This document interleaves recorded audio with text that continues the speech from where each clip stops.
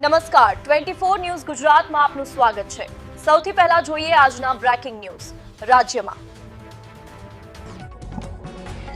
સોનગઢ કોલેજમાં એનડીઆરએફ દ્વારા આપત્તિ વ્યવસ્થાપન માર્ગદર્શન કાર્યક્રમ યોજાયો। સરકારી વિનયન અને વાણિજ્ય કોલેજ સોનગઢ ખાતે વિદ્યાર્થીઓ માટે એનડીઆરએફ નેશનલ ડિઝાસ્ટર રિસ્પોન્સ ફોર્સની ટીમ દ્વારા આપત્તિ વ્યવસ્થાપન અંગે માર્ગદર્શન કાર્યક્રમ યોજાયો હતો।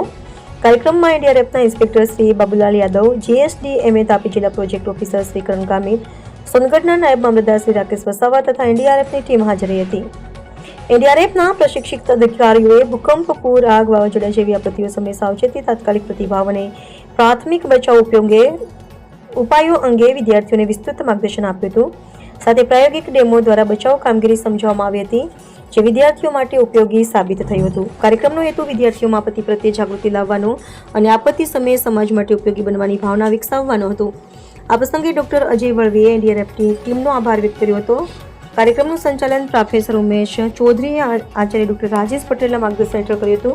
કાર્યક્રમમાં અધ્યાપકો તથા મોટી સંખ્યામાં વિદ્યાર્થીઓ ઉપસ્થિત